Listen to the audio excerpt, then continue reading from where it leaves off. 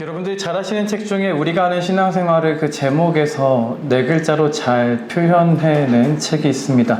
물론 우리의 번역이 네 글자가 된 거지만요. 잘 아시는 책 철로역정이라는 책 알고 계시죠? 읽어보신 적이 있으실까요? 생각해보니 저는 언젠가 읽어보았던 것 같긴 한데 어린이용 책으로 봤었던 건지 영상으로 봤었던 건지 잘 기억이 안 나더라고요. 철로역정, 그 말처럼 우리의 신앙생활을 한마디로 표현하면 천국에 가는 여정입니다. 천국으로.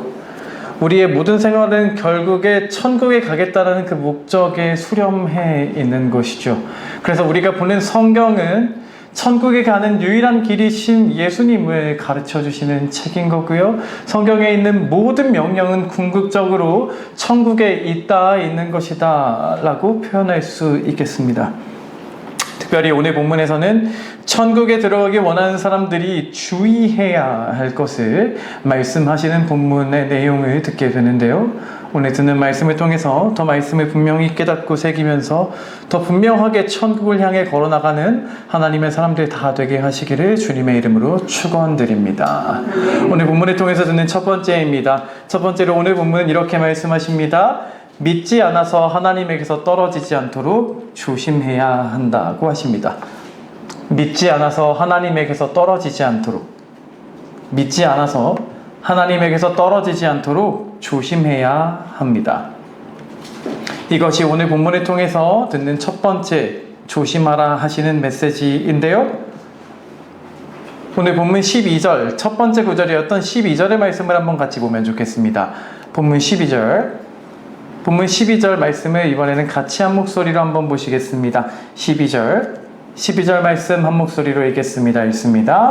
형제들아, 너희는 삼가 혹 너희 중에 누가 믿지 아니하는 악한 마음을 품고 살아계신 하나님에게서 조심할 것이요. 아멘. 신앙생활을 계속하다 보면 마치 우리가 우리의 신앙생활을 계속해 나가는 것처럼 내 힘과 내 의지로 이루어지는 일인 것처럼 착각하기가 쉽습니다. 하지만 정말로 오늘도 이 자리에 와서 하나님을 믿는다 말하며 예배할 수 있는 것이 우리의 힘으로 된 일일까요?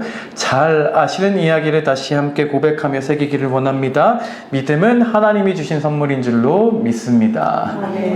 그렇습니다. 우리가 찬양하며 고백했던 410장의 찬양처럼 늘 돌보아 주시는 것만이 아니라 나 같은 사람이 하나님을 알게 하시고 하나님을 계속해서 주라 고백하며 아버지라 고백하며 예수님을 믿어야 한다는 생각을 가지고 이 자리에 오늘도 설 수 있는 것은 내 힘으로 된 것이 아니라 하나님이 주신 믿음으로 우리가 이렇게 할 수 있게 된 것인 줄을 우리가 믿습니다. 아멘. 하지만 분명한 것은 믿음은 하나님이 주신 선물일지라도 믿음을 선택하는 것은 우리의 의지에 있다라는 것입니다. 믿음조차도 하나님이 주신 것이다 라고 하는 것은 전적인 주권이 하나님께 있으며 우리의 마음으로 내 힘으로 믿을 수 없었던 것이다 라는 것을 고백하는 신앙적인 진리라면 그것만이 아니라 하나님이 그렇게 은혜의 길로 이끌어 주셨을지라도 믿음을 선택하는 것, 그것은 우리의 의지요 우리의 선택임을 또한 동시에 알아야 합니다. 말씀과 성령께서 아무리 우리를 믿음의 길로 인도하셔도 우리의 본성은 우리의 죄악된 본성은 그 길로 가기를 싫어하기 때문입니다. 그래서요, 하나님을 보여달라 말하는 사람들이 있지만 정말로 하나님이 이렇게 나에게 역사하셨다라고 말해본들 그것을 가지고 하나님을 믿기를 선택하던가요? 신기하다, 운이 좋았네 라는 말을 할 수 있을지는 몰라도 하나님을 인정하려 하지 않습니다. 본능적으로 믿을 수밖에 없는 상황으로 인도하시고 은혜의 길로 인도하셔도 우리의 본능은 하나님을 안 믿기로 선택하는 것을 더 빨리 한다는 말입니다. 그런데 우리가 그 믿음과 은혜를 불어넣어 주셨을 때 믿음의 길을 선택할 수 있었다라는 것에서는 우리의 의지와 선택이 함께 작용하는 것입니다. 믿기로 결정하고 믿기로 선택하는 것, 이것이 신앙생활의 시작이고 신앙생활이 계속되는 모습이라 할 수 있겠는데요. 잘 아시는 것처럼 한 번만 믿기만 하면, 예전에 한 번만 뜨겁게 믿었었으면 되는 게 아닙니다. 오늘 성경은 계속해서 그 믿음의 길을 걸어나가야 한다고 말씀하십니다. 계속해서 하나님께서 주신 그 믿음의 선물을 지키고 믿음을 선택하는 삶을 살아나가야 한다는 것입니다. 믿음을 통해서만 우리는 하나님과 연합할 수 있고 하나님께 연결될 수 있습니다. 우리가 믿음을 가지면 하나님과 함께하고 하나님 안에 거하는 존재가 되지만, 우리가 믿음의 길을 스스로 버리면 우리는 하나님께로부터 언제든지 멀어진다, 그 연합이 깨어진다, 하나님께로부터 오늘 본문에 떨어진다 라고 말씀하시는 것입니다. 그래서 우리가 믿음의 길을 얼마나 걸어왔는지가 문제가 아닙니다. 오늘 다시 믿음의 자리에 서 있느냐가 문제라고 말씀하시는 것입니다. 그런데 우리는 이미 믿음 안에 있다고 말하는 사람들입니다. 교회 안에 있어 예배합니다. 우리 안에 믿지 않는 문제가 있을까요? 그런 생각이 들진 않으실까요? 하지만 오늘 본문조차도 형제들아 라고 표현하는 믿는 사람들에게 주셨던 메시지라는 것을 기억하며 우리는 불신앙의 문제를 새겨보아야 합니다. 어렵게 생각할 필요는 없을 것 같습니다. 인격적인 관계라는 차원에서 생각해 보면 좋겠는데요. 제가 아내와 결혼한 지 이제 200일이 조금 넘었더라고요. 결혼 생활을 수십 년 동안 해오신 분들 앞에서 명함도 못 내밀 애송이 같다라는 식의 표현을 아내와 나눠보기도 했는데요.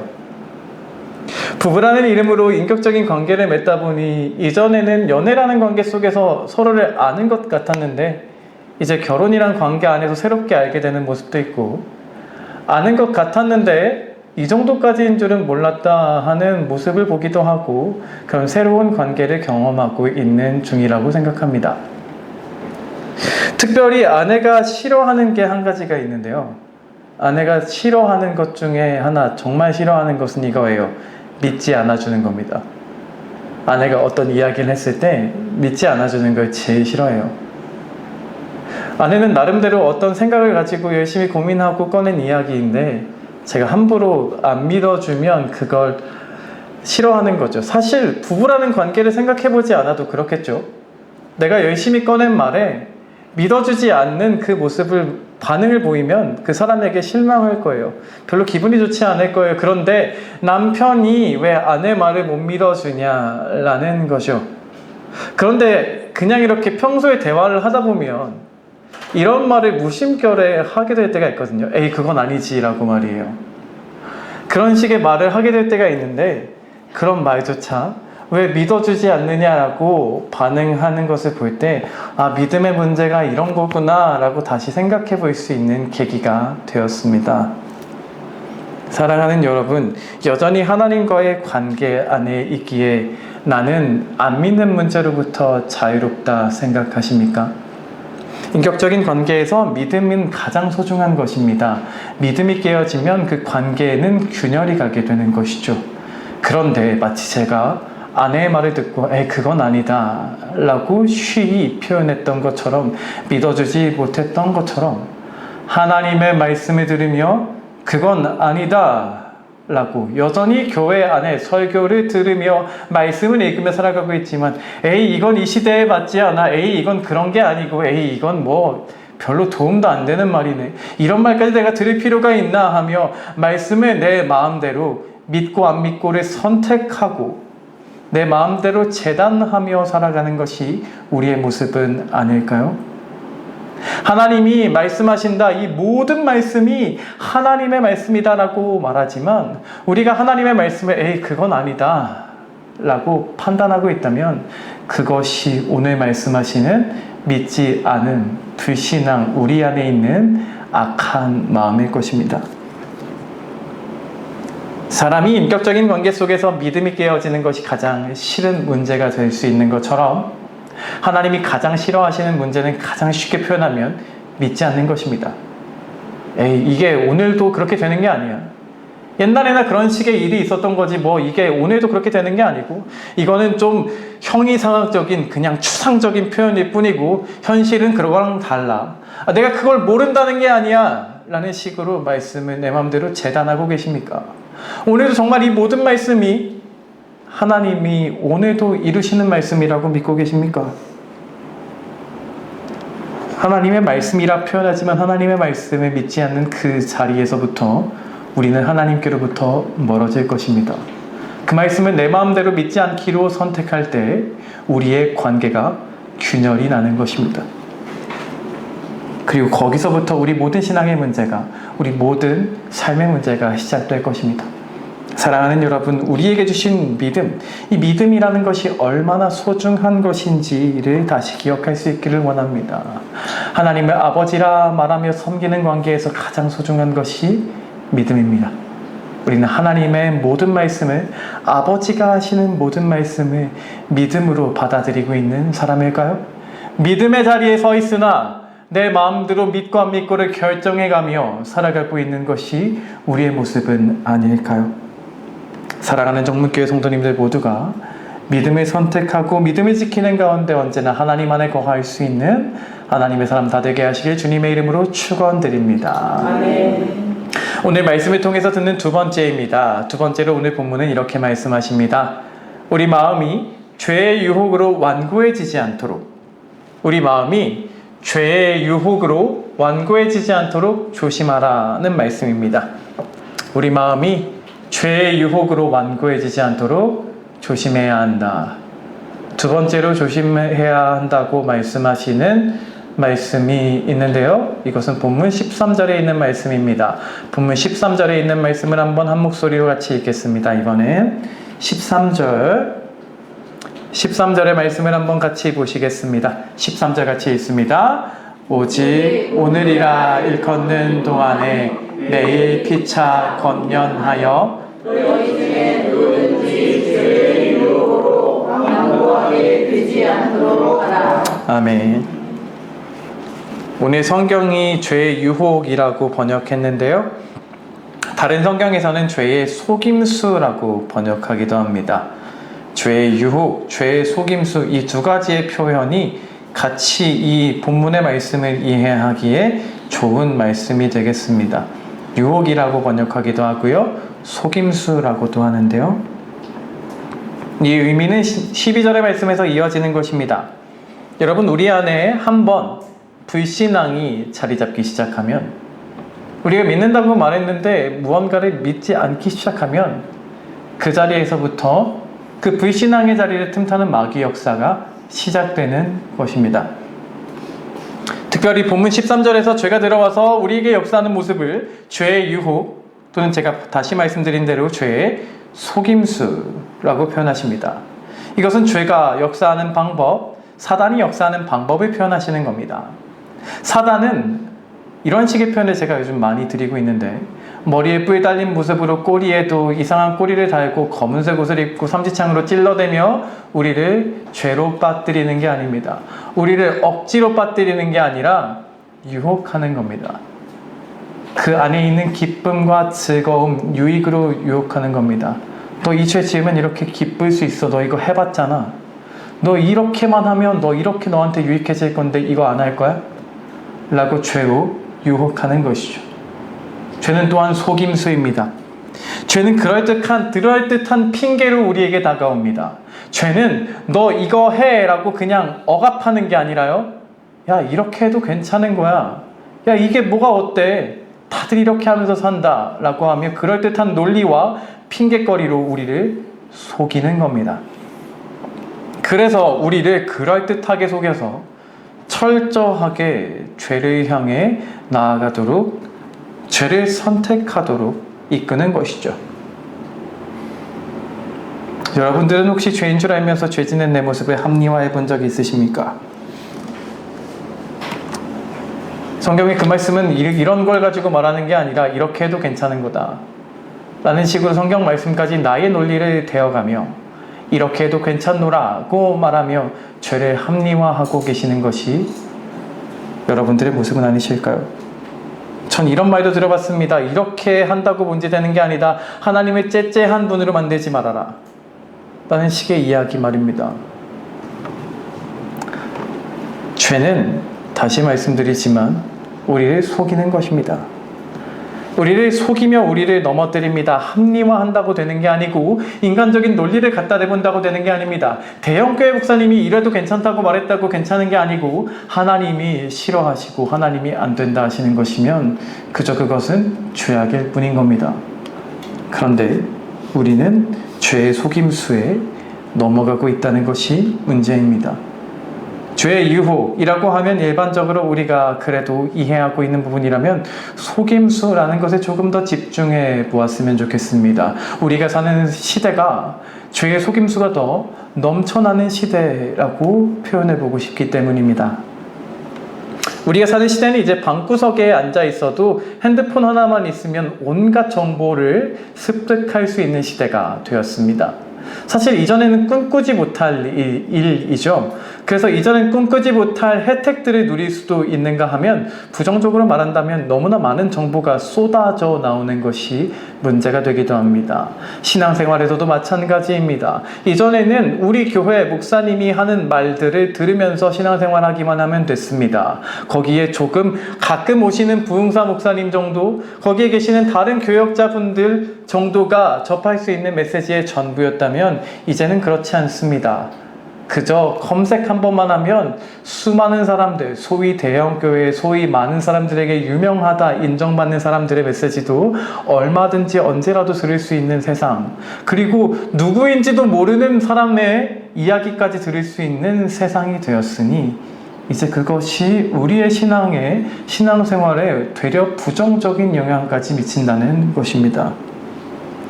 어떤 한 가지를 놓고도 이 사람이 하는 말이 다르고 저 사람이 하는 말이 다르고, 우리 목사님은 이렇게 말했는데 저기서는 이렇게 말하고, 우리 목사님은 작은 교회 목사님인데 큰 교회 목사님이 이렇게 말하고, 많은 책을 썼다는 목사님이 이렇게 말하면 저만이 맞는 것일까 하고 헷갈려지는 것. 이렇게 오히려 신앙은 이 시대 가운데 더 많은 혼란에 빠질 수 있게 된 것입니다. 그래서 유튜브만 봐도 이런 혼란이 생깁니다. 혹시 유튜브에서 이런 영상 제목들을 본 적 있으십니까? 성경 속에 있는 오해들, 성경이 가르치지 않은 진리들, 목사도 모르는 성경 구절, 이런 건 교회가 아닙니다. 이런 교회에서 나오십시오. 이런 건 기도가 아닙니다. 라는 식의 아주 자극적인 제목들이 사람들이 유혹합니다. 그렇다면 그 말들이 얼마나 맞을까요? 제가 감히 어떤 사람들에 대해서 평가하고 싶지는 않습니다만, 많은 사람들이 속이는 말이 유튜브에 그리고 인터넷에 훨씬 더 많이 올라와 있다라고는 표현해 볼 수 있겠습니다. 죄송하지만 누구인지도 모르는 사람들이 그런 자극적인 영상을 올리고요, 평소에 어떤 삶을 살고 어떤 배움을 가진지도 모르는 사람들의 말이 우리에게 이미 쉽게 들리는 시대가 되었단 말입니다. 전체 기독교인들을 봤을 때 말이죠, 보수적인 신앙을 가진 사람들은 다수가 아닙니다. 원래 소수예요. 그럼 인터넷에 보수적인 신앙을 가지고 말하는 사람들의 메시지가 많을까요? 아니면 그냥 다른 보수적이지 않고 조금 더 소위 진보적인, 소위 자유로운 그런 식의 신앙관을 가진 사람들의 메시지가 많을까요?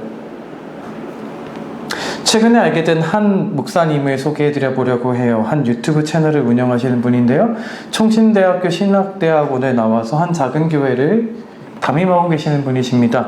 이분이 중년 목사님이 설교만 하시는데 말이죠, 그냥 긴 영상도 몇만 회가 넘는 영상들이 나오고요, 쇼츠 영상으로는 누적 조회수가 1000만이 넘었다라고 하면서 기념 영상도 올라온 걸 봤습니다. 전체 구독자가 7만이 조금 넘는 그런 채널입니다. 이 채널에서 한 영상을 잠시 소개해 드려 보려고 하는데, 제목이 이런 제목이었습니다. 한국 교회가 타락해버린 진짜 이유 라는 영상 속에서 이분이 하셨던 말씀을 그대로 읽어드려 볼게요.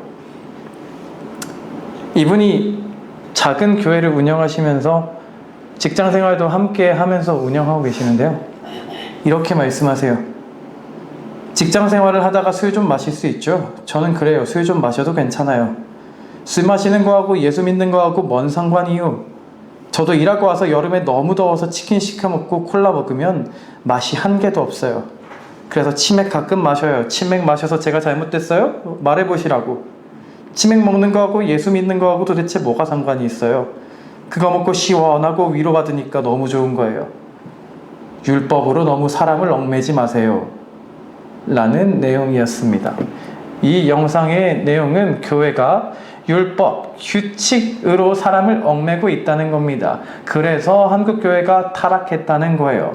그래서 술 마시지 말라는 건 율법으로 사람을 얽맨 것이기 때문에 그런 율법으로 얽맨 율법주의에서 벗어나라. 그런 것들은 잘못된 것이다. 십자가는 자유다. 우리에게는 자유를 주셨다.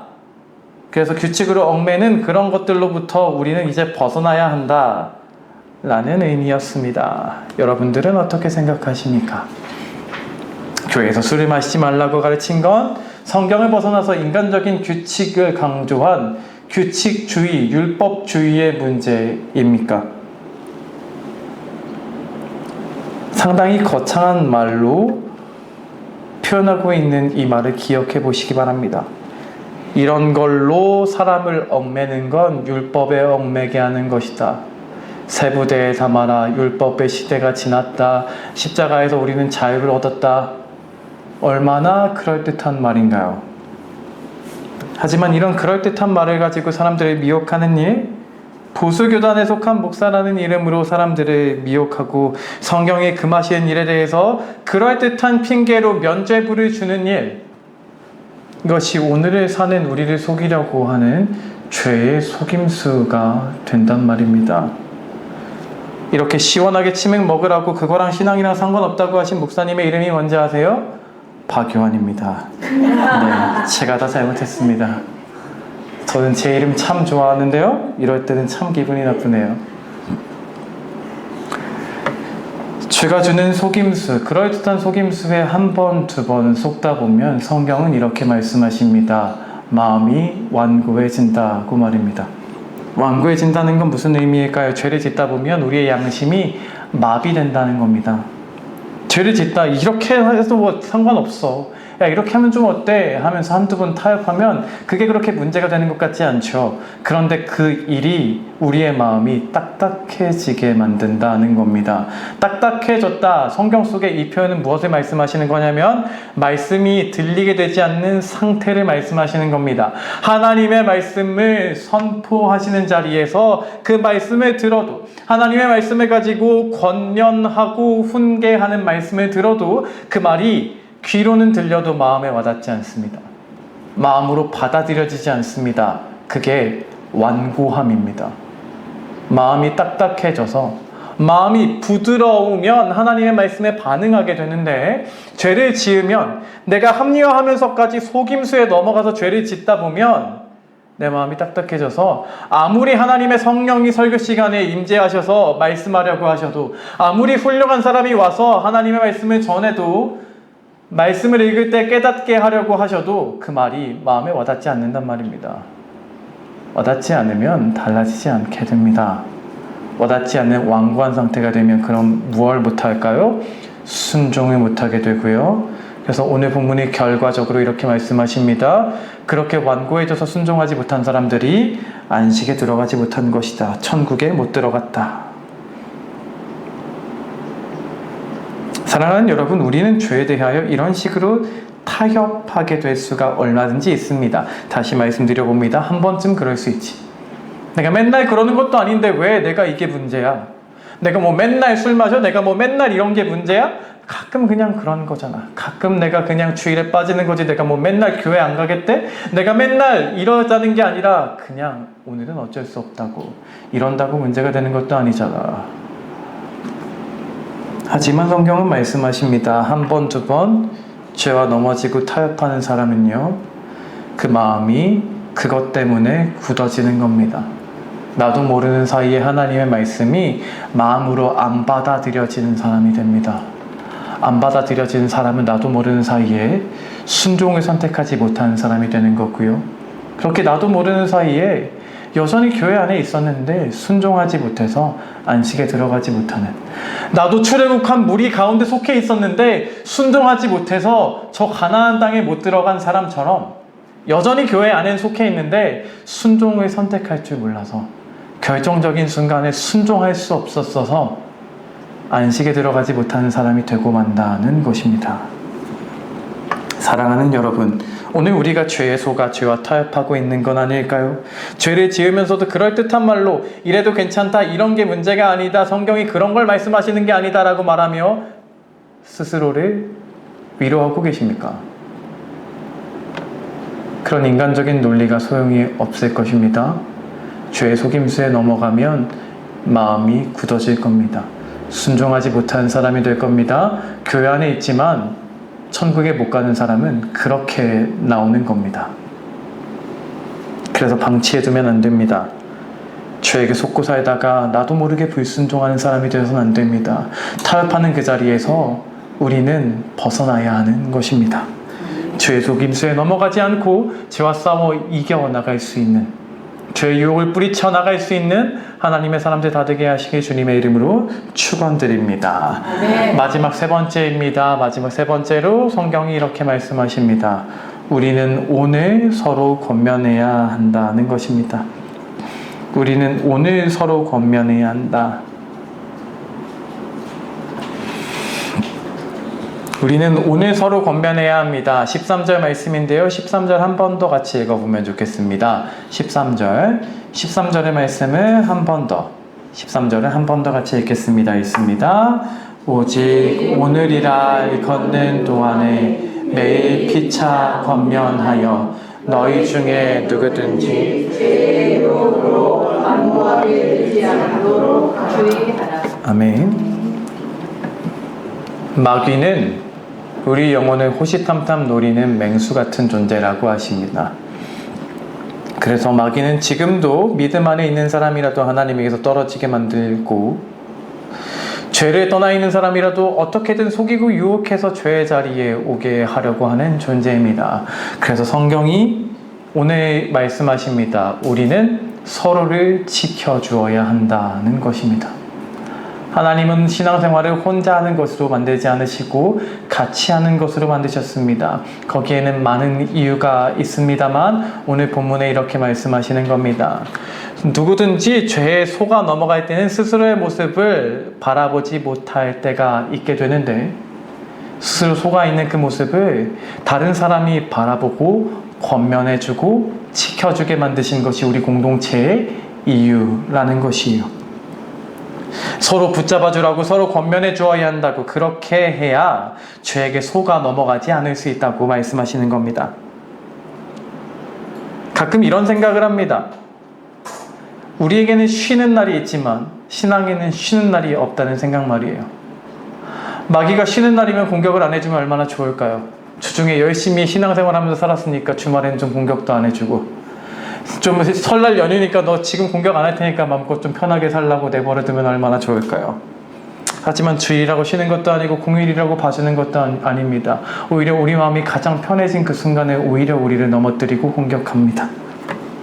우리는 그렇게 언제라도 시위 공격에 넘어지기에 우리가 서로가 서로를 붙들어주지 않으면 올바른 길에 설 수 없다고 말씀하시는 겁니다. 그래서 매일이라 하십니다. 매일 서로 권면해야 한다. 매일매일 서로를 권면하고 매일매일 서로를 지켜주라고 우리를 공동체로 부르셨습니다. 그리고 오늘 성경이 또 재미있는 표현을 하시는데요. 이런 표현이 있습니다. 오늘이라고만 표현하지 않으시고 이렇게 표현하세요. 오직 오늘이라 일컫는 동안에 라는 재미있는 표현입니다. 매일이라고 하셨으면 그냥 오늘이라고 표현하시면 되지 않을까요? 왜 오늘이라 일컫는 동안에 라는 재미있는 표현을 하셨을까요? 여기서의 오늘은 그냥 현재, 우리가 말하는 그 날짜 속의 오늘이 아닌 것입니다. 여기서의 오늘은 은혜를 주신 지금 이 순간을 표현하는 겁니다. 하나님이 은혜를 주신 지금 이 순간, 하나님이 은혜로 허락하신 지금 이 기회를 표현하는 겁니다. 그래서 하나님께서 오늘이라는 시간은 우리에게 기회를 주신 순간이다. 오늘이라고 부르는 이 순간은 하나님이 은혜를 받으라고 주신 특별한 순간이다. 이 특별한 순간을 놓치지 말아라. 이 기회를 놓치지 말고 서로 권면함으로 서로를 붙들어 나가고 신앙 안에서 나가라고 말씀하시는 겁니다. 왜냐하면 더 이상 기회가 없을 때가 올 것이기 때문입니다. 오늘 하나님이 자비를 베풀어 주셨다고 내일도 그 자비가 영원히 계속될 거라고 착각하셔서는 안 됩니다. 하나님은 영원히 자비로운 분이시나 불순종하는 사람에게 영원히 자비를 베풀지 않으십니다. 하나님은 영원히 자비로운 분이시나 영원한 심판으로 이끄는 심판의 날을 모두에게 허락하실 겁니다. 하나님의 자비는 영원하나 기회는 영원하지 않습니다.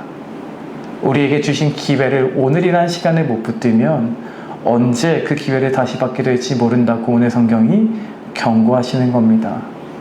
우리가 그래서 262장으로 찬양했던 것처럼 이때라는 표현을 우리 스스로에게 하며 우리 영혼의 경종을 울려야 합니다. 이때입니다. 지금입니다. 지금 달라지지 못한 사람은 언제 달라질지 모릅니다.